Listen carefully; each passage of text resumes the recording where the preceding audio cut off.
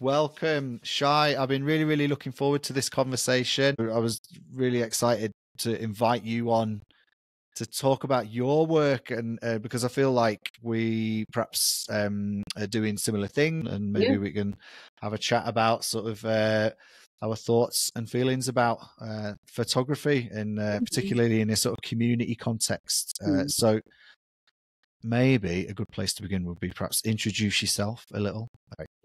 Okay, well, thank you so much for having me on. It's a delight to be talking to a fellow photographer and a community activist. So my name's Shy Burhan. I'm a professional photographer. I'm based here in Shipley in Bradford. I'm more of a socially engaged photographer now. I started off as a commercial practitioner, so I started working in studios for a particular franchise that no longer exists because I left, and then obviously it all went to pot. And then I was working there for a few years, and then I trained other photographers, and I had my own photography studio here in Shipley, and I really enjoyed it, but it was very hard work being there 6 days a week. And then I started taking on other commissions like, weddings and events and things like that. And I think I was just building an archive and building a database. But one thing that was missing for me, this is like way back in 2014, 2015, was the creative aspect. I mean, there is an element of being creative when you're a wedding photographer and event photographer, but you're taking pictures for somebody else. Basically, you're not doing it for yourself, and that was something that I always think: what stokes my fire? What makes me tick? What makes me want to get up in the morning? And so I just started to do some volunteering at the time in 2015, and I came across a network of pay-as-you-feel cafes called the Real Junk Food Project. There were at its peak, I think there was about 45 cafes nationwide in the UK and some abroad as well. And there was one here in Saltaire, about a minute away from where I live. So I started volunteering there on a Saturday. I was completely blown away by this concept of them collecting food that's surplus or waste just because it's reached its sell-by date, and saving it from being put into a landfill. And especially at a time in 2015, there was the whole war going on in Syria and places like that. And there were a lot of migrants coming across, and food banks were popping up here, there, and everywhere. And seeing so much food wastage, when people were in dire need, it really made me think about what is the purpose, what is our purpose, and it really made me start to think about how I can use my own practice in a more informative way, and something that can contribute and benefit others, and share information and be creative and be artistic and be compelling at the same time. So in fact, I spoke to the director of the organisation. I have set up a slideshow, which we'll share with you later. Yeah. The work. And he was a chef called Adam Smith who'd set up the organisation. I know Adam. So, Adam, Small world moment. I was wondering whether he would be connected to this story, but yeah, go on. Yeah. I suppose he set up the flagship cafe in Armley, right. The pictures I'll show you was taken there. And I said to him, look, I don't want paying for it. I don't know if I'm going to be any good at it, but I just want to photograph and archive the images of your network as it's sprouting up. And he said, yeah, go for it. Gave his blessing. So I did that, and then I took some, and this is when I really started to see. And when I teach workshops, there's a big difference. I always say to the participants, do you want me to teach you how to take photographs, or do you actually want me to teach you how to be a photographer? Because there is a big difference. And I really started to learn how to become a photographer and to see the subtext, the picture, the way that I saw it, the way that I could only see it. And, shooting, obviously, composition, lighting and all that, understanding, having that, but trying, be more experimental, shooting from the hip, shooting from the ground, shooting from, any angle, through gaps. And I was just having fun with it. And I took some quite compelling imagery, and on the back of it, I ended up having two images, two exhibitions at Saltaire. So one in December 2015, one as part of the Arts Trail the following year. And I thought, I really like this. I really like this way of socially engaged practice, and being able to really touch communities that wouldn't have a voice as well. and it really sort of fed me this idea of, can creativity inform my own well-being, but that of others, as well as relaying a visual narrative. So I did that, and then I worked sort of immediately afterwards with a charity called Staying Put, and they're basically a charity here in Bradford that supports survivors of domestic abuse. And there was a project called the Butterfly Project, where they were running arts workshops with people at a much more advanced stage of the recovery. So I documented them, and I'm still friends with some of those women today, and that resonated with me. Because I remember thinking, oh, actually, I can take pictures of things that actually matter to me. I don't have to just take pictures of something that I'm volunteering in. It can be something personal, and people might still like it. And also, it was a bit of a healing process for me, I suppose, as well, having the conversations, forging networks and friendships with people. I suppose it because the subject matter resonated with me personally, I was like, oh, I can use my own sort of skill for my own well-being and my own healing and my own way of seeing things, and becoming kinder and becoming more respectful of others that occupy that space. And then on the back of that, I got really busy with some sort of commercial commissions. In 2018, I turned 40, and I had this idea sort of the year before, like, it's such a pivotal landmark birthday, and they say that life does begin at 40. I remember thinking, I want to take others on the journey with me. And as a studio photographer, my practice, my training was in portrait photography. And I thought, I've not done anything like this before. I know I'm a good studio photographer, but the portraits that I can see for that, and again, I will be sharing some of these, it is something that's coming from my head.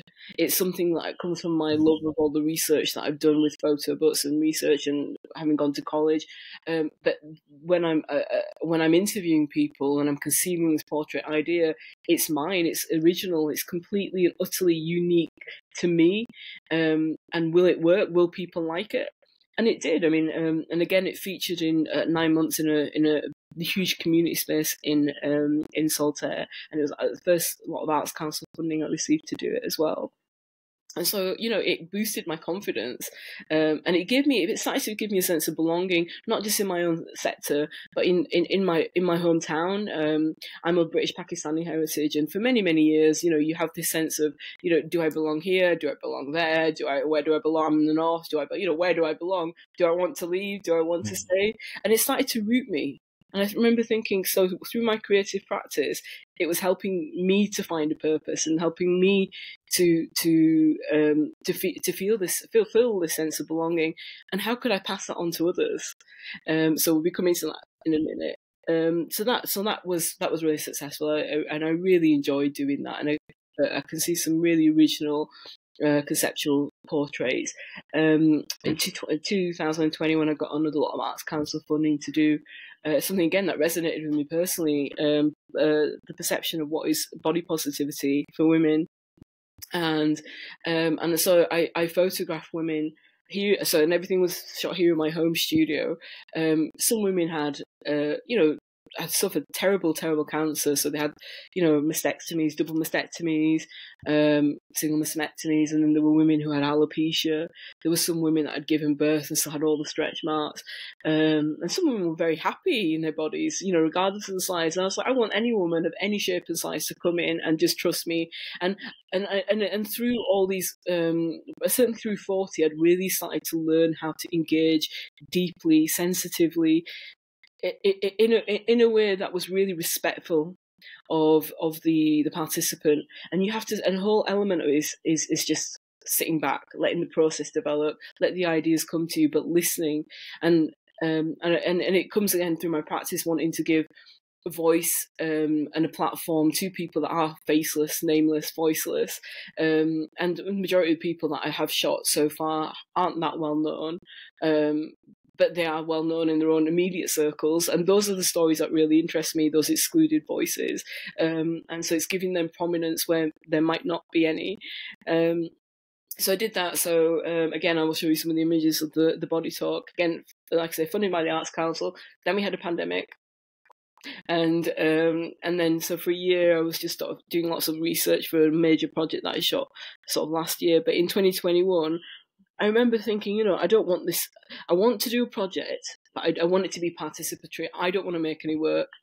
I don't want to do that. I want to do something where I can teach others, and I'd never done it before. I'm not a teacher. I wouldn't even consider myself academic. I've been to university. I'm an artist. You know, I don't think like that. I think out of the box.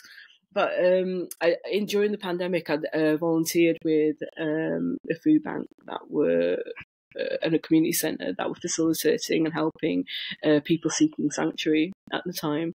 And I went in and had some conversations with them, and I remember thinking, you know, there but by the grace of God go I. At least, you know, I've got a roof over my head, I've got food on my table. Who am I to complain about anything?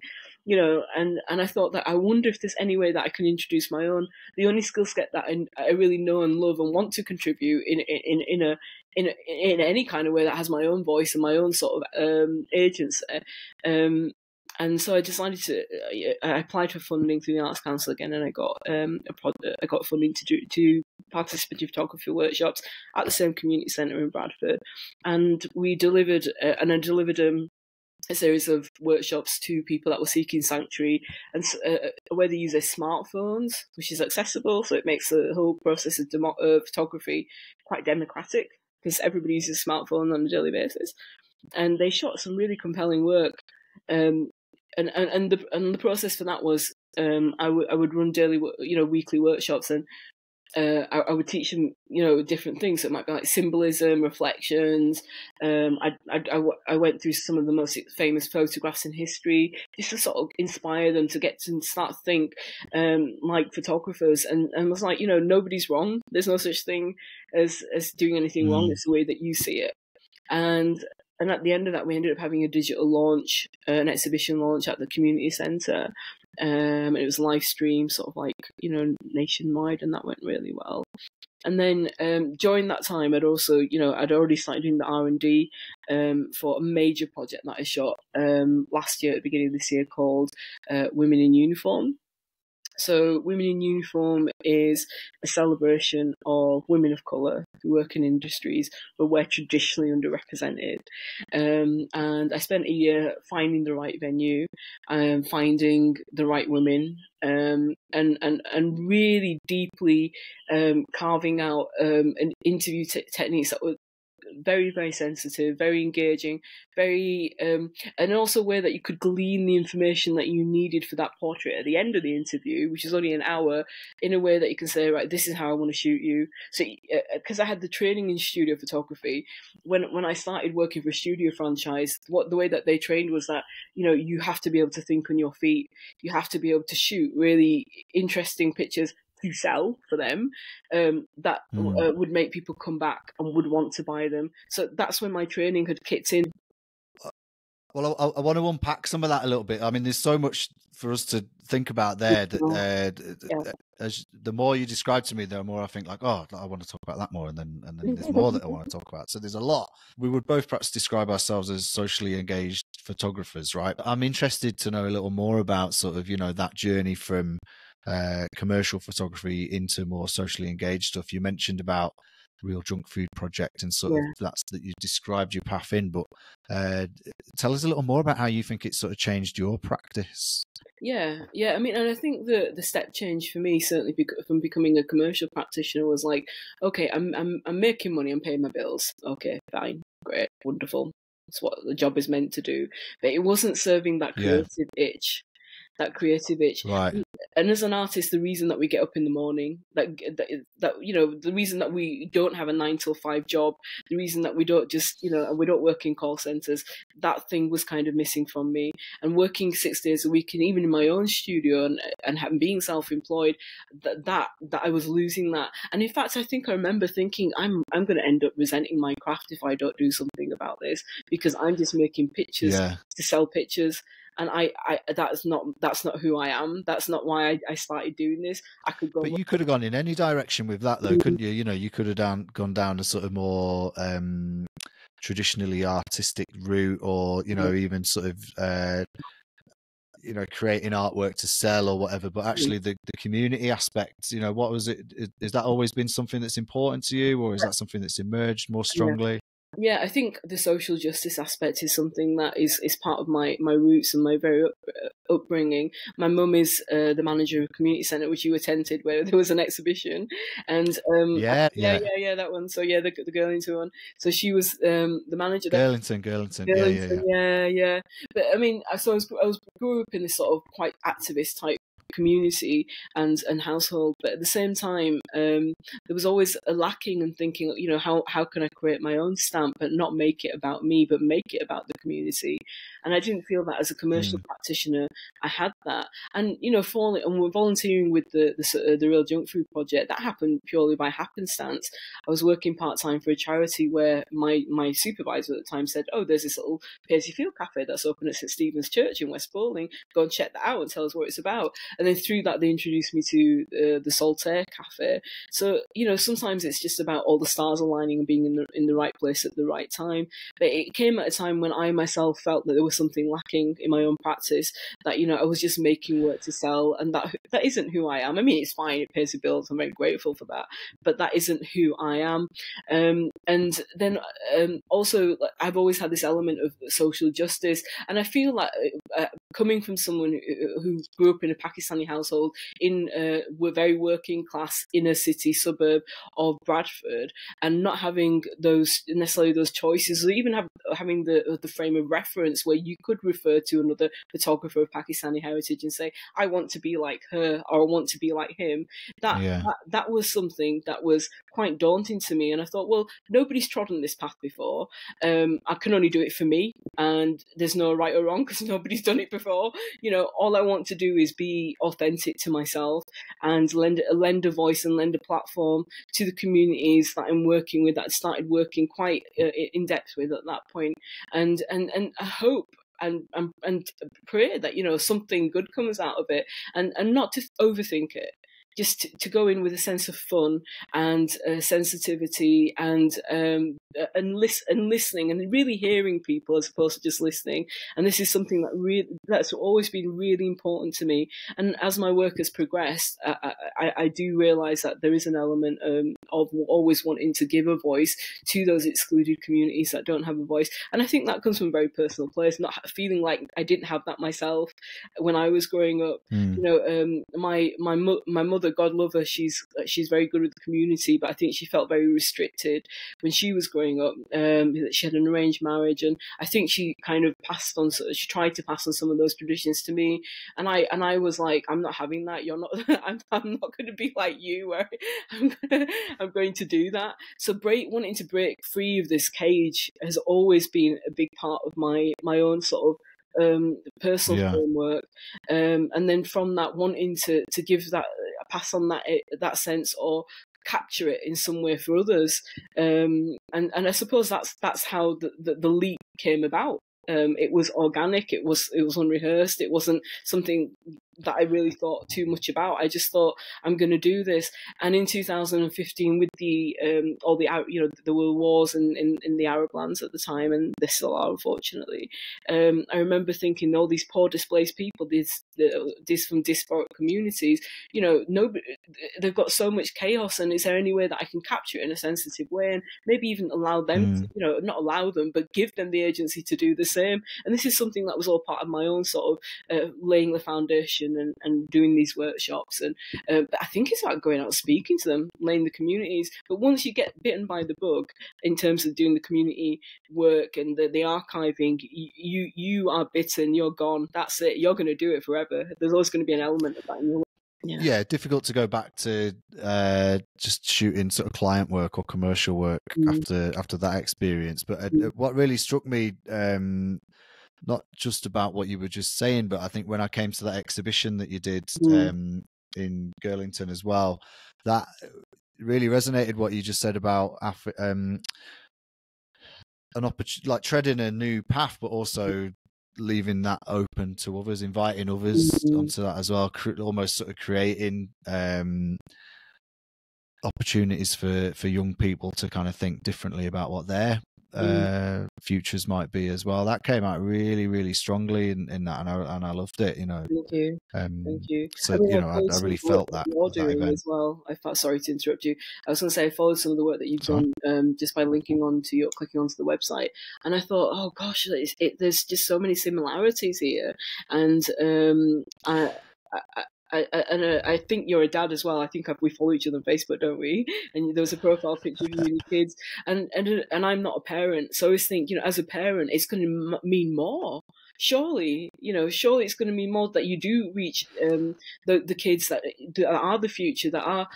I mean, all the kids are the future, but you reach them in a way that, as a parent, you can only feel that they're going to make a difference, and you want them to have a good life, and you want them to contribute really positively to society, and do it in a way that's articulate, succinct, coherent, hopefully creative, if that's what you want, that resonates with their own well-being as well, and that matters to them.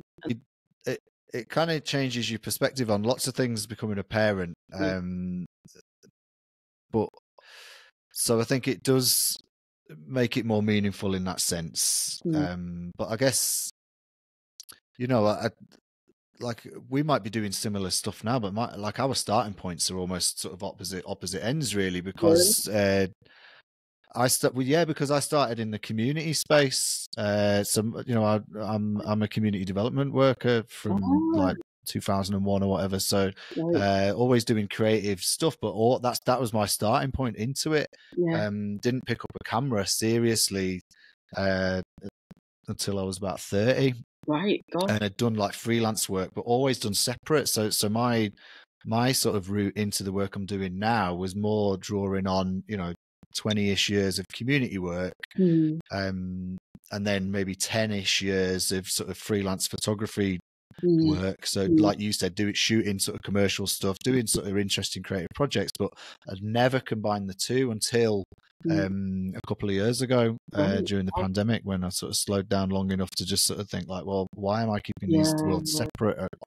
Like I've always felt a frustration with the way that community work tends to be. It's really difficult to explain, but actually what it's trying to do is really simple, and could photography be a help in that space, and that there's people grappling with stuff that they might struggle to explain, or they might not be able to find words for, but they might be able to show you what it looked like, or through a photographic process. So our starting points are sort of I think that's particularly interests me about sort of our sort of shared beliefs, is that our starting points were different in that you've come at it from a sort of a professional photographer trained in that, and then come into the community, and I've come at it from a sort of community development worker who's into photography, and then just merged the two things together. So we've both sort of merged these things together, really, so I'm always drawing on the community development experiences that I've had, but always trying to embed the photography within that too. Yeah. Has your work been mainly around young people, or have you worked with various community groups? No, not at all.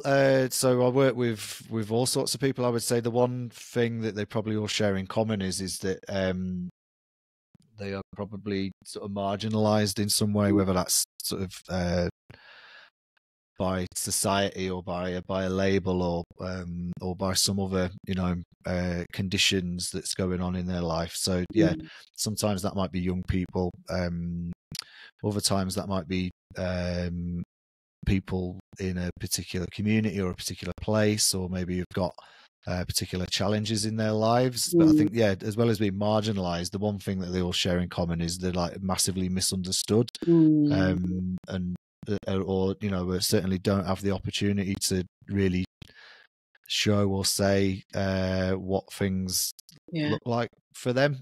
So that's kind of what really motivates me, is that I mean, especially in these days with you know, we're sort of saturated with imagery and bombarded with social media imagery and sort of narratives that are presented out there, that it's never the good news that really blows up or goes viral, is it? It's always and I think there's every day sort of things that are powerful and beautiful and make the world a better place that go on, and just you know, if you weren't there you wouldn't know, and if through some of the work that I do, maybe we can just make a space where other people recognize that, and that's something that comes through a lot, you know. Totally. I also challenge them misconceptions or whatever. 100%. I mean, I also think, like, you know, we had 13 years of government and Tory leadership, and I've seen that they have increasingly decreased the offer for the arts, certainly in the syllabuses, and that really makes me angry. That makes me very, very angry because, you know, sometimes people just don't think in a way that is focused more on sciences and maths, and that's okay. That's absolutely fine. Everybody's got their own attributes, but having a government that tells me that, you know, art matters less, and you need to do the subjects to be able to get a job, to be considered a valued member of society. Well, forget that. You're not telling me what to do in the first place, and secondly, you're wrong. You're wrong.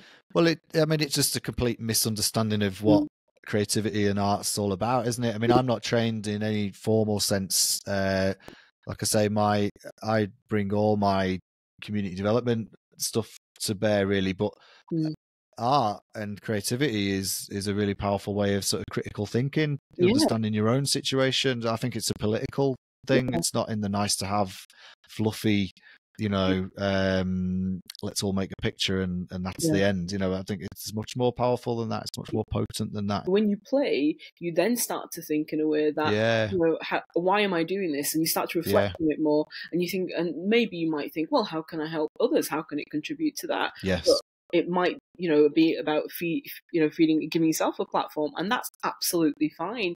But to be told by a government who basically are tone deaf anyway that, you know, art matters less, that really angers me. You know, privileged entitled people telling me and others what they can and shouldn't learn. But then also, isn't it funny how we've both chosen photography as a medium? You know, we could have chosen painting. We could have chosen a long time ago.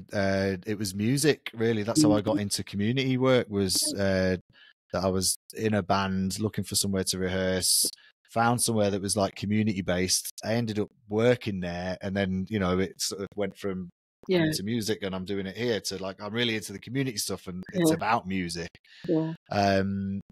But photography, I find, is just loads. I find it more accessible for me personally.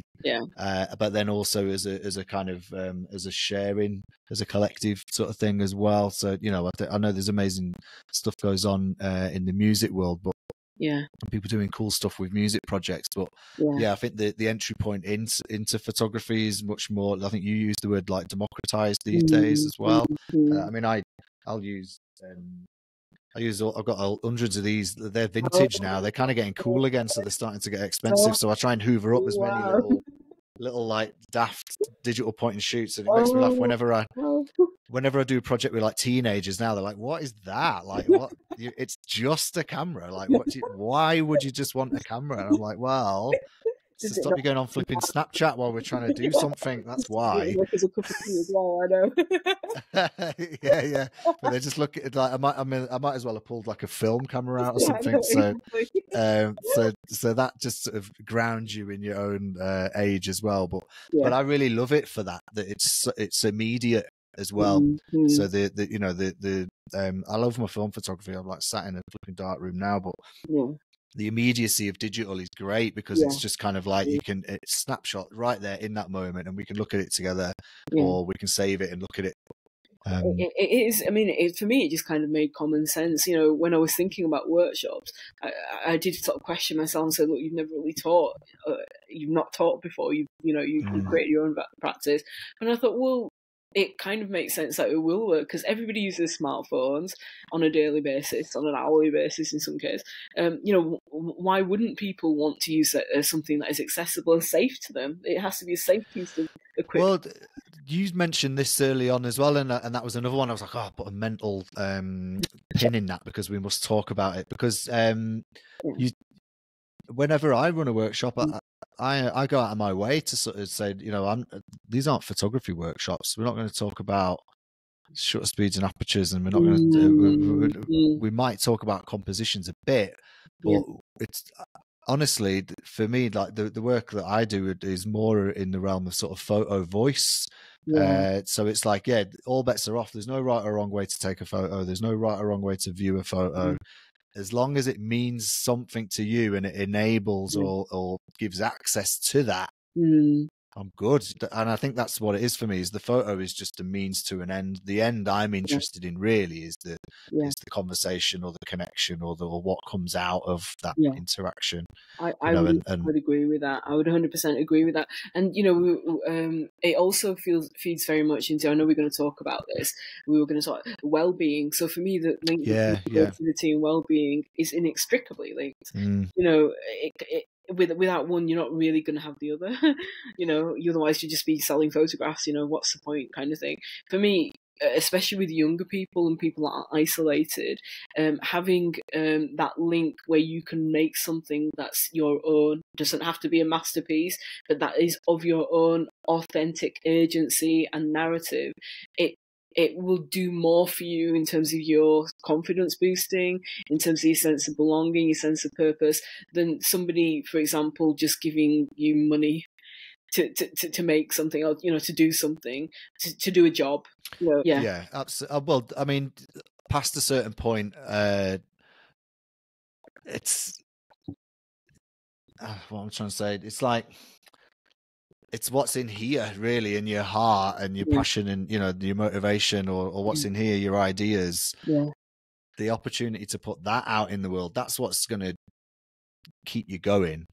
You know, some people might be more motivated by money, but most of them aren't photographers. I think not these days. There are much easier ways to kind of earn money than, you know. So something couldn't be to make money. So. yeah. So I always think that. Yeah, I really agree. You know, it's more than that, definitely. Yeah, I mean, we both run workshops, haven't we? And we both run workshops with communities that are, you know, excluded and isolated. And it's that thing where they'll say, you know, I actually, other than feeling valued and having a platform, it's given me a sense of purpose, and I don't feel so sad about this, or I don't think so much about this negative thing, or it's taken my mind off that. And also in physically well-being, if you're going out walking with your camera phone or your actual camera, you're walking, you know, it's good for you. It's good for you, and exercise is always good for you. And having the opportunity and saying, look, we're interested in what you're going to make at the end of it, so please go and explore, and having that explorative element in there, that feeds into your mental well-being as well. And saying it's okay, we're interested, you know, whereas schools are there often just to get funding, and I understand that, you know, everything's a business, and, you know, God love them, they are massively struggling, a lot of them. I think that sense of play and that sense of feeding into one's own purpose and one's own you know, legacy making kind of narrative, that's missing. And I think this is something that with the workshops that we've run, and even the work that we do as individuals, as practitioners, we do touch upon that. And it's really important. It really is. And I just wanted to touch about the legacy thing. So I never know why I'm making work. I never know why I have an idea. I don't question it. It just feels like I have an itch at that point. And in fact, I was having a conversation with a friend the other day, and they were like, you know, what are you gonna do with your archive when you're like 90 or something? And I'm like, I don't know. I don't know. I don't know, put it in a vault. I don't know. Donate to a museum. I literally don't know, because I don't know why I make things. I just know that I have to make it at that moment. Yeah. Well, I mean, that's how life is, isn't it? Nobody's got that sort of long-term plan. Well, it's not linear, is it? You know, and it's that's okay. It's part of it. And it is, according to a Tory, it is linear. It's quite obvious that, you know, you should go out and go to university and get a job and make money, and that's your only purpose in life. But even I always come back to that idea that, you know, there isn't a right or wrong way, just the way that works for you, you know, and why not? explored creative stuff, especially when you're younger as well. You know, so whilst I work with any age group and lots of different age groups, I do quite a bit of work with young people, and one of the things I love about working with young people is that, you know, like, from their perspective, you know, literally anything is possible still, right? So you know, most of the cards are still on the table, regardless of what experiences they may or may not have had, or opportunities they may or may not have.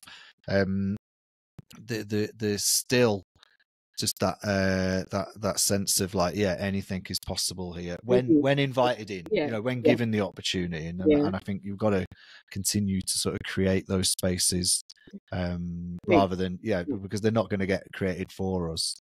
They're not. That's the truth. And you know, even working with sort of like people our age, because obviously we're still young and cool and all the rest of it, despite what that is obviously obvious for everyone to see. In my case, anyway. Even working with people that sort of our age or a bit older, you know, just giving them the space, it makes them feel young and alive and again relevant. Yeah. You know, and it's like, oh, we didn't think at our age we'd be able to make photographs. We thought we had to start at a young age. You can be an artist and a practitioner at any point of your life. It's just having the space and the opportunity and the resources to do it. When you came to the exhibition, there were a lot of young people at the start of it that were like, you know, we've never been. They were a little bit hesitant because they were like, yeah, you're going to start this workshop and you're going to cancel it in 2 weeks, aren't you? I was like, why would I do that? And they were like, because that's always happened before. Right. I was like, oh, really? So I didn't think about that. And I was like, gosh. I went, well, I absolutely won't do that because I'm funded by the Arts Council, first of all. I won't do that anyway, but I'm funded by the Arts Council, so I have to deliver that, and I want to deliver it. But having the lack of the resources for young people, certainly, is something that is prevalent, and something that needs to be examined in inner city environments and urban environments. Even in rural environments, because the opportunities aren't there. Giving them space is one thing, but just not having the opportunities, the resources, the chances, the mentors to show you that this is possible. This is something that makes me think, you know, I want to help in a little way, in my own little way. I want to sort of rectify that for this group of people at this moment in time. No, I love that, and you know, I think that, you know, what would happen if everybody sort of felt that way or thought that way or acted that way. I feel as a beneficiary of others in the past that I can think of who've sort of shared knowledge and skills with me. And like I say, I came to the sort of the creative side of what I do now really late, you know, and didn't follow a traditional path in terms of education and stuff, you know, dropped out of uni and you know, so all of that stuff. So it's I'm not sure I would recommend it as a route, but you know, it is a route. So it kind of takes a while, and you get old along the way, but you're right, you know, it's never too late and so I feel like the work I'm doing now is what everything else I've done up to now was like preparation for this. And I've never really felt that way about stuff I've been really passionate and cared about stuff I've done in the past, but never in quite this way that was so felt like, oh yeah, this is it, this is the thing, you know, I found the thing. And I think having a creative practice like photography or any other kind of creative practice, it harnesses all those different emotions and those different passions and the issues that you have in a way that makes it more coherent, and that says, okay, I can be more explorative, and I'm showing you from this perspective, my perspective that I'm passionate about, that this is a way of documenting it and archiving it. Whereas, you know, I mean, certainly in my 20s, I was passionate about a lot of things. I couldn't articulate it. You know, and I think that when you have a creative practice, it makes you, it just makes you more it just makes you a better analyst, an analytical, a methodological, I can't say that word, method, have a method in terms of how you're going to relay that and garner an audience that's going to say, oh, actually, that work's quite compelling. And actually, I am interested in that. That's original, as opposed to saying, oh, that's somebody spouting off again. It's like, I love it. Well, look, I'm really conscious that you've got some work that we can have a little look at. Okay, so this was the Project 40, and these were all completely original ideas conceived and shot in my basement flat kitchen at the time. Oh, really? Yeah. So it's just goes to show you can actually have setups at home as well. You don't have to hire spaces. It's all understanding lighting. So 40, when I was speaking to these remarkable people that were turning the age of 40 the same year of me, I was quite surprised at how much people wanted to offload. And I'm not a therapist, and I'm aware of boundaries and all the rest of it. So this particular lady is a GP. She's Dr. Amina Ahmed. And one of the things she spoke about was in terms of her own sort of well-being. So that's sort of been a bit of a theme throughout this chat. Is she had cancer about 10 years ago, and she found out she had cancer when she was pregnant with her second child. And as a GP, she kept saying to them, "Look, I'm not feeling well, and it's not just normal morning sickness and all the rest of it. There's something else." So they sent her for a scan and said, "You've got 2 big tumors under the fetus," and they were like, "You're not going to make it. You're not going to make it." It was as simple as that. And she sat there, as you would, I'm surprised she didn't, just break down, but she was crying, and her mum came to see her.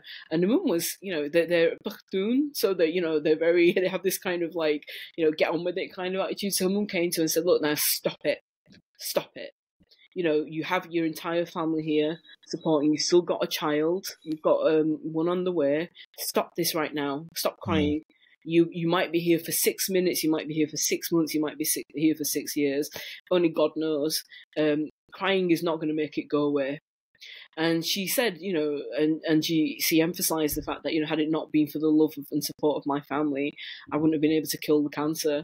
And, normally we say something like, "I wouldn't be able to cure the cancer." Normally, but those words stuck with me. I couldn't kill the cancer. So I was like, okay.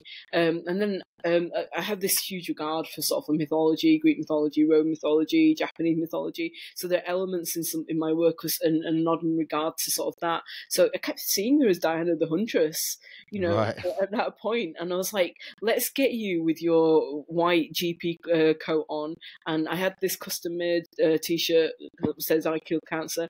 And she said, "I have a bow and arrow that my husband bought in her." Everybody has one of those. Who doesn't have one under their bed? We need to bring that. And can you include that? And I said, yeah, and it just worked. And it was just one of those things. It was the right place at the right time. And that was something that was really quite special to me. And to have someone who's so professional as her to relay that story to me, I felt quite privileged. Wow. And I don't take it lightly. I don't take it lightly as a photographer and a storyteller, having that engagement. The engagement is everything. The photography is 10%. It's that process, isn't it, of dialogue and talking and listening. Yeah. Yeah. Can we look at a couple more? So this is Chris and his wife Lucy, again, same age. And so I don't know if you can tell what they're wrapped in. I don't know if you've ever... Is it like a gauze sort of? I don't know what it is though. Bandage gauze. So Chris, 2 years prior to doing this interview, he'd had a mental nervous breakdown, came out of nowhere. They're both teachers, and so Lucy became the main primary earner, and he very much took a back step, and he said it just came out of nowhere. He's a big rugby playing lad. He was very social. And he had these mental health issues. And as we were talking, and he said, "Oh, you're interviewing my wife," and I wasn't aware that they were husband and wife at the time. And I was like, how often do I get a husband and wife coming into this situation? And his thing was like, had it not been for Lucy, I don't think I would have been able to get through the healing process. And Lucy said to me, I was in for the thick and thin of it. When I got that ring on my finger, it was marriage for life. It wasn't, it was through sickness and health, and it wasn't, I'm not going to deal with this. I wanted to be there for my husband, who I love very much. So I said to him, "Why don't we wrap you both together? Because you're both healing. They were still healing at that point, and show how collaborative it's been, how collaborative the process has been." And that just worked really well. I mean, and Robert Mapplethorpe did quite a similar. His was more provocative, obviously, and probably more sort of sexually motivated as well. But I really liked the imagery that he created, and I said to them, "Would you like to do something like that?" And they were like, "Yeah, absolutely." So this was very much a journey for her at the time that she told me in the interview. It was funny, the thing with Michelle, when she came for the interview, a couple of things I want to say to you. It was bonfire night. I'm going to tell you that for a reason. And she came with almost like I don't want to say bolshy, but slightly bolshy attitude. And I realised why she had that. It almost like she had a chip on her shoulder. And I realised when we did the interview why she had that. And for this particular project, her portrait was the one that was most transformative for her. Oh, really? Yeah. And the reason was, so she she broke down during the interview, and she said that, you know, I've had anxiety since I was 12 years old. And I went, oh, okay, that's very specific. Did something happen? She went, I don't really know. No, not really. Well, my dad did kill himself at 12, but I was like, oh, okay. So I just let her talk, and And then when I was relaying her idea, I said to her, look, I've got this idea of you breaking through your anxiety, and I feel like I want to make something and have you actually break it. And I said, the thing is about, you know, the anxiety as well, that you can have it, but you can also let it go. And at that moment, she just burst into tears. And when she burst into tears, bearing in mind it was the 5th of November, fireworks started going off in the background. Wow. Prearranged. Yeah, an epiphany type moment. Wow. And then when we did the launch, she had a 16-year-old daughter at the time who came up to me and said, I just want to say to you, look, my mum's been for CBT therapy twice and that hasn't worked. And there's some things that I've gleaned. So there was a legacy video that featured part of her interview at the time that I played to the audience. And she goes, I've learned some things about my mum that I've not known in 16 years. And she goes, now I know why she's so strict with me in some ways. Wow. And now, so it can be transformative. You can work just for the sake of, you know, completing a project, but you don't realise how it can touch people's lives. And in terms of her own well-being as well, this elevated her. You know, she told me afterwards, I felt like I was an eagle soaring after this, and she left with a jump in her step.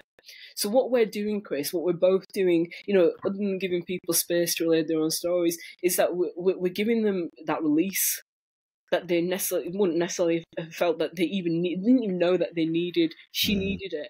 I didn't know she needed it. She didn't know she needed it, but she needed it at that particular moment, and it's changed her. It changed her overall outlook. Wow. Yeah. But there's a physicality to it as well, isn't there? About sort of like being actively involved in, you know, creating something in response to, you know, and I think it comes back to that participatory element as well. I wonder whether that's the sort of link within wellbeing. You know, she's not a passive participant in this. She's not acting out your concept, is she? A really tangible way of not only showing, but also her kind of working through that. So that's really powerful. I love it. It was therapeutic. I really love it. And also the participatory element, I didn't realise how important that was until I started shooting this particular project. And I was like, you know, other than the fact that Shy, you wouldn't be able to make these portraits without these wonderful people and hearing their remarkable stories and then trusting me enough to do that, there is that sense of they have to be brave enough, they have to be ready, almost like they have to be primed at that point to say, I'm here, I'm your subject, do it, I'm ready, I'm mentally there, I'm with you in the same space. It's that. And it's something. Well, you feel that though, just looking into her eyes and her expression as well. You know, it's all there, isn't it? And that was shot, I think, about a week to 10 days after that quite emotional interview. And she had a spring in her step. You know, that bolshiness, it was gone. It was because she'd let go. I felt her physically let go of whatever it was, just by me saying to her, look, you can let it go. She was like, yes, I can. Yeah. Photography is so transformative. So I love it. Yeah, okay. So this particular project was called Body Talk, and it was very much for me at a time when there was a lot of discussion around how there was a lot of unhealthy manipulation happening on photography platforms like, you know, Photoshop and other, where they were giving out a certain narrative about what a healthy body type looked like. So I was like, well, I'm not going to listen to that, and I want to give a platform to others in their natural state. And this included, and I didn't realise it would, women that had cancer, women that actually were happy to share their scars, women that had alopecia. So can we click on the one, can you see the tattooed sleeve, the lady with the tattooed sleeve first? Yeah, click on that one. Yeah, so this is Wendy. So Wendy lives quite close to me. She got nearby. When she came to see the 40 exhibition, she saw the picture of Dr. Amina Ahmed. Yeah. I remember her saying to me, "Why did she survive cancer and I didn't?" And I was like, "Oh, okay." And it triggered her. And I understood why it triggered her when she told me that she'd lost both her breasts. And then she actually got in touch with me. So I put a call out on social media and local media. And she goes, "Do you remember me? I'm Wendy." And we had a discussion at the art store. I said, "Oh, yes, I do remember you." She goes, "Can I be part of your latest project?" I went, "Absolutely. I'd love for you to be part of it." And the engagement for this was basically, the only direction I gave them was like, it's going to be shot on a yellow backdrop. And I want you to think of it as as a bright sunny day, you're in a meadow. I want you to wear what you would wear on a bright sunny day in a meadow in your safe space, and just come as it is. And she goes, "Do you know what, Shy? I would run around naked. I would run around. I would show my scars." So she's obviously had a double mastectomy. You can tell by this. And you know, when she suggested that that's what she'd want to do, and I was like, "Are you absolutely sure?" Because once it's out there, it's out there. It's an incredibly brave thing to do. I would never have the guts to do it, but you know, I also what was really important for me was giving them the permission to withdraw the photo, even after they'd given me permission, because it's their life, you know, it's their now. Yeah. And she allowed me to take this photo, and she's very proud of it. And I remember when we took it, she goes, thank you. That's given me some sort of closure. I can look at a photo like that now and be proud of my scars." Wow. And she says there was a reason I chose not to have the reconstruction. I wanted to have the scars to remind me of what I'd overcome. So that's really, I mean, how many pictures have you seen like that? You know, how many people would allow you to do that? Well, and just hearing you describe not only her initial reaction, but then her response to the, you know, clearly, I think you used the word triggered by the initial photograph, which is another powerful photograph, but then almost triggered in a positive way, or certainly triggered in a way that has resulted in something positive. Yeah, for her. And for me. Yeah, absolutely. But I'm sure for other people as well. I mean, that's the thing, isn't it? It's not necessarily, this is a deeply personal sort of thing for her, but then the fact that it's out there and in the world and that she's okay with that. You know, how many other people have seen it and have been sort of, you know, impacted positively, and triggered positively. When I create displays for all my exhibitions, they're always completely different from the other, because I don't like to repeat, and I also don't really like for pictures in frames. I think that's almost redundant, and you're constrained to the frame. So for this particular project, I worked with a woodworker who made light boxes out of wood, and I had the glass cylinders bespoke made, and I had on the glass cylinders several images of the women moving, so that it would then encourage the audience to pick up the cylinders and move with the actual cylinder and think about it as a term of movement, as a piece of art, as opposed to just looking at a picture of somebody with. It's so interesting you say that. I mean, that's something I'm really conscious of. I mean, I'm not even really a fan of like exhibitions. Really, I find it quite I think people are so conditioned to it being quite a formal sort of environment that they kind of show up that way. You know what I mean? So I'm always interested in ways to kind of disrupt that, or even just avoid that. You know, so I love the idea that you're sort of trying to find different ways for people to like interact with the work as well. Interact, and also see the world differently and see the people differently that are being contributed. You know, I wanted to have this sense of a forest. You know, the walking. So we've got the meadow, and then I want this create. So there were lots of, you know, sort of fake vines and ivy and everything laced everywhere during the exhibition. If we can go into the next one, there's another one that I want to show you. Let's just see if I can find it. So can you see the lady that's got bad hair day? Yeah, if you click on that one. So that's Jane, and she had the best sense of humour. So she developed alopecia quite unexpectedly in her sort of like 30s and 40s, completely lost her hair. And I was like, you know, how does that feel? You know, and she goes, I feel liberated, actually. I actually feel liberated. Really? Yeah, I can have different wigs. I can be a redhead one day. I can be a brunette the other. And she just said that, you know, obviously when I started, clumps of hair were falling out of my head. It made me feel unwomanly. But she goes, now I've kind of conquered it. I've taken control. I've seized the reins, and I'm dictating if and when I decide to walk out with a bald head or not. And she says it's owning that and saying, look, it's part of me, it's not going to go away. I'm not going to be able to grow my hair back, and why should I not own it as opposed to trying to deny it, because I'd be denying myself. So, like I say, real sense of fun. Didn't mind me putting the bad hair day thing in there. So yeah, so that's amazing. It is amazing. Yeah. All right. Well, I'm gonna bring us back together. I'm conscious of the time. Yeah. Let me bring us back together. No All right. worries. So Thank you for talking us through some of your amazing work. I really love it. I'm a big fan of your portraiture work, but then also your community work as well. Thank you. So, so I suppose my question for you at this stage is, what's next? What's coming up? In your agenda, what's happening next? Yeah, so the Women in Uniform exhibition that launched in Accrington in the Howard Art Gallery has come back to Cartwright Hall in Bradford, and that's quite a pivotal thing for me, because as a teenager I used to walk through the grounds of Cartwright Hall to go to school. Oh, really? So, and I used to actually flunk off school. I've no problem admitting that, to go to Cartwright Hall to see, like, Hockney exhibitions and things like that. So and I never thought, as a young British Pakistani kid at the time from a very inner city background, that I would one day, 30 years later, have my own exhibition hanging on those hallowed walls. Wow. So it's actually been quite an emotional experience for me, and to be invited in by this wonderful team of quite dynamic women who've now taken over the administration and the creating side of things, and said, look, we want more sort of representation from ethnic communities. And I said, because this is one thing I want to touch upon, I don't see myself as a Pakistani photographer. I see myself as a photographer, that's it. Yeah. I'm a photographer of Pakistani heritage. Sometimes that's informed in my work, and sometimes it's not. But I think what's really important, and that I'm really keen to grasp hold of, is the fact that representation is so very, very important, especially for young people.